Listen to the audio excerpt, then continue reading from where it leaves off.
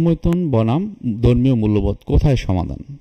খুবই গুরুত্বপূর্ণ একটি বিষয়। আপনারা বিভিন্ন রকমের প্রশ্ন করেন, যেখানে অনেকে আছেন যে ধর্মীয় বিষয়টি নিয়ে আসেন, অনেকে বলেন যে ধর্মীয় বিষয়টি নিয়ে যখন ভাবি আমার ভিতরে অপরাধবোধ কাজ করে, খুব অসহায় লাগে, আমার কোনো কিছুই ভালো লাগে না। সেক্ষেত্রে আপনারা কী করতে পারেন? সো আজকে ভিডিওটি এই উদ্দেশ্যে করা যে ধর্মীয় মূল্যবোধের যে জায়গাটি সেটি এবং হস্তমৈথুন ক্ষেত্রে এটা কী গুরুত্বপূর্ণ ভূমিকা পালন করে সেটি। আসলে একটা বিষয় আপনাদেরকে জানা অবশ্যই দরকার যে আমাদের স্বাস্থ্যের জায়গা কিন্তু কয়েকটা জায়গা। একটা হলো আমার শারীরিক স্বাস্থ্য, একটা হলো আমার ব্রেনের স্বাস্থ্য অর্থাৎ মানসিক স্বাস্থ্য, একটা হলো আমার সামাজিক স্বাস্থ্য, এই যে সমাজে চলাফেরা করছি কার সাথে কীভাবে সম্পর্ক সেটা, এবং আরেকটা হলো ধর্মীয় স্বাস্থ্য। খুবই গুরুত্বপূর্ণ। এই চারটা স্বাস্থ্যের কোথাও যদি কোনো রকমের সমস্যা তৈরি হয়, একটা সমস্যা হওয়া মানে আগামী আর তিনটা সমস্যার সমাধান হওয়ার সম্ভাবনা থাকে। তাহলে হস্তমৈথুন বনাম ধর্মীয় যে মূল্যবোধ এটা আমাদের অবশ্যই জানার দরকার আছে। যেমন কিছু পয়েন্টের কথা আমি যদি বলি, যেমন ইসলাম হস্তমৈথুন নিয়ে বিভিন্ন রকমের মত দিয়েছে।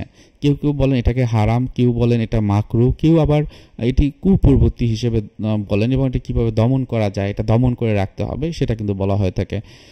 অনেক সময় এটার একটা সীমাবদ্ধতা তৈরি করে, এবং এই সীমিতভাবে থাকাটাই এটা একটা ইসলামের শরিয়াতে কিন্তু বৈধতা এটা প্রকাশ করে।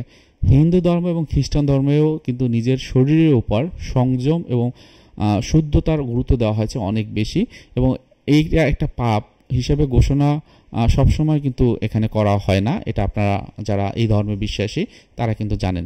এই দ্বন্দ্বে অনেকেই গিল্টি ফিলিংয়ে ভোগেন, এবং সেক্ষেত্রে যে তার মানসিক যে ভারসাম্য সেটা কিন্তু থাকে না।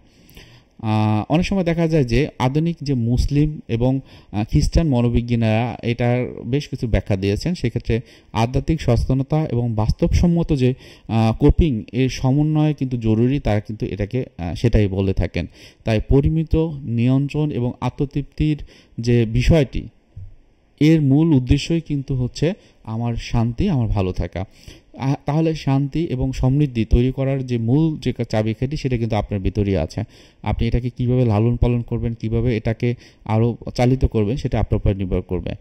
মনে রাখবেন, মেডিকেল সায়েন্স তার যে নিয়ম নীতি সায়েন্টিফিক ওয়ে তার মাধ্যমে চলে।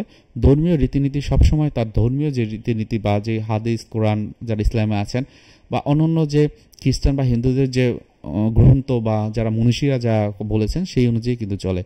সর্বমোট হলো ভালো থাকার জন্য আপনার কি করবেন সেটা যেমন আপনি নির্ধারণ করবেন, সাথে সাথে যদি দেখেন যে আপনি নিজে করতে পারছেন না, সেক্ষেত্রে আপনাকে কে সাহায্য করতে পারে তার কাছ থেকে সাহায্য নিতে পারেন। আজকে ভিডিও এখানে রেখে দিচ্ছি। কারো কোনো প্রশ্ন থাকলে অবশ্যই কমেন্টে জানাবেন। ধন্যবাদ।